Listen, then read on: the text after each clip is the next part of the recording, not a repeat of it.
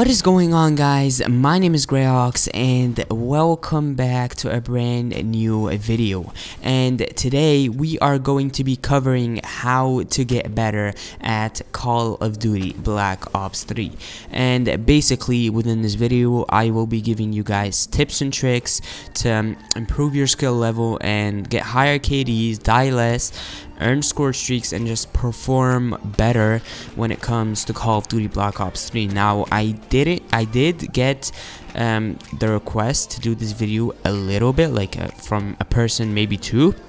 I didn't get it from so many people, but I wanted to do it anyways because let's kind of be honest here, I'm kind of running out of ideas, guys, because I'm waiting for the next Call of Duty.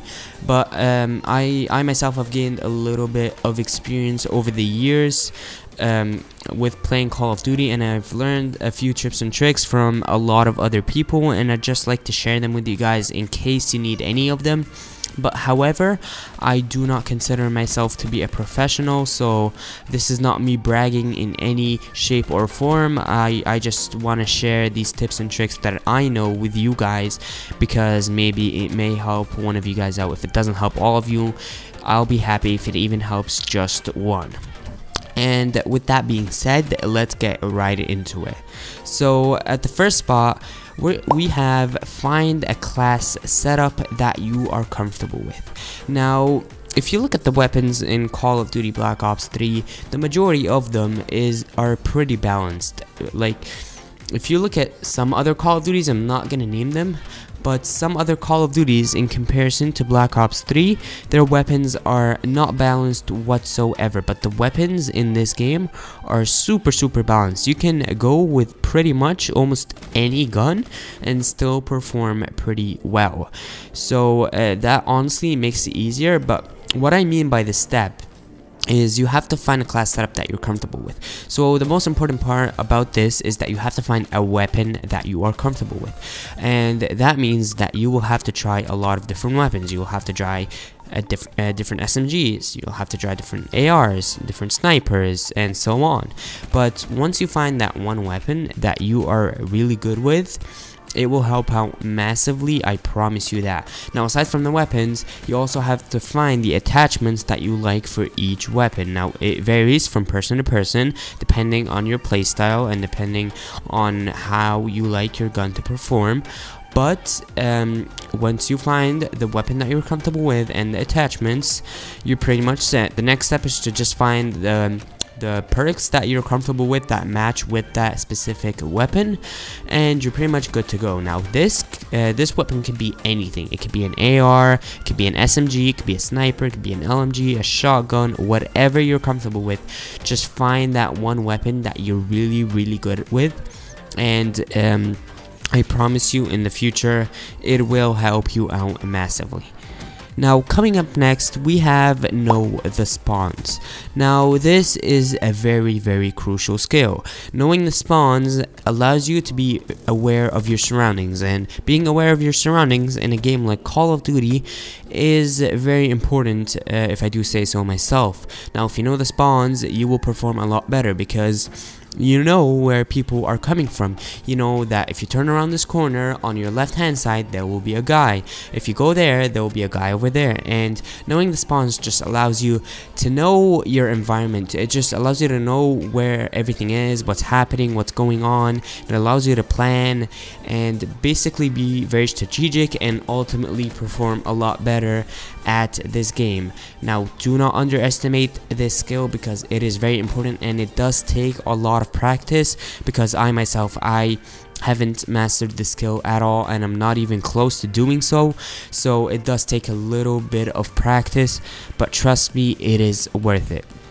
Now, coming up next, we have pay attention to your minimap. Now, this step always gets so overlooked.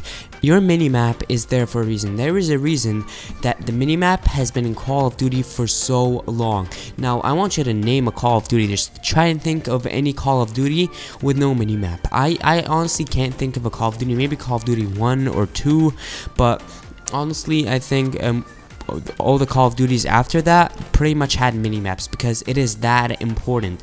The minimap is a crucial part of your HUD. It is so important, and you have to pay attention to it. If you're not looking at your minimap, you're going to be dying so much more. People are going to be sneaking up behind you. They're going to be coming at you left, right, and center, and you wouldn't even know it. Now, I would recommend that you look at your minimap every 4 to 5 seconds. This is what I personally do, and trust me, it will help you out massively. The only time that you should not be really looking at your minimap is when your enemies have a counter UAV, but in any other occasion you should be looking at your minimap at all times.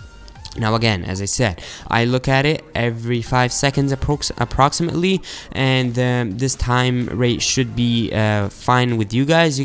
I guess you guys should try and find what you're comfortable with, but I recommend looking at it consistently.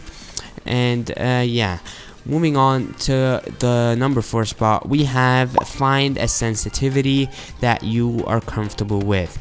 Now, this has to be something you're comfortable with. Just because your friend plays on a 15 sensitivity doesn't mean you need to do the same. Everybody has different personal preferences, and you should find what you're comfortable with, not what your friend is comfortable with. I myself, I've switched a lot over the years. Like, I played on really high sensitivities and I've played on really low sensitivities, but right now I'm kind of in the middle. Right now what I use is 17 vertical and 17 horizontal in Call of Duty Black Ops 3. Now obviously you might need to switch your sensitivity a little bit between games, because different games have different sensitivity settings, but in Black Ops 3 I have it on 7 vertical, 7 horizontal. Again, you guys should try and find what you are comfortable with, not what I am or what your friend is comfortable with. And remember, this varies a lot. Now, just like the first step, which is finding a class setup that you are comfortable with, this will take a little bit of time, and it will take quite a few tries, because you are going to have to try a lot of different sensitivities until you find that sweet spot. So it might be a little bit tedious, but I promise you it is worth it. And if you guys want to, you can use Control Freak. I'm pretty sure you guys already know about them. Now, I am not sponsored by them by any means. I'm pretty much a very small channel, so I don't think I can even get sponsored by them. I think you have to be at 10,000 subscribers at least to get sponsored, but that's not the point. The point is that I use them, and I've been using them for over 2 years now, and they work really well, and it's not a myth. They actually make your aim a lot better, and you guys should check them out if you are interested. And finally, we have find the kill streaks or the score streak setup that you can get. Now, I see people, and I used to do this myself for a bit of time. I see people who are just beginners at this game. They don't know a lot about it, and they're not very good at it, and I see them going for wraiths, GI units, motherships, stuff like that, really high score streaks. And the problem with that is that they are never going to be getting them. Maybe they might be getting them every 10 to 15 games at least, but that is not a good rate. Like, for your kill streaks, you want to be getting them every game or every other game, but no more than that, because you are meant to get your streaks. Now, if you are a beginner, I would recommend you rock something such as the UAV, the care package, the counter UAV, and those low score streaks that you can obtain consistently. If you're an average if you're like an average player, not too bad but not too good, I would recommend you go for the lightning strike, the wraith, what else is there? Lightning strike, wraith, and you know, those kill streaks in that spot. But if you're a professional or you're really good at this game, I would recommend you obviously go for the wraith, the hater, the GI unit, the wraps, all those high score streaks.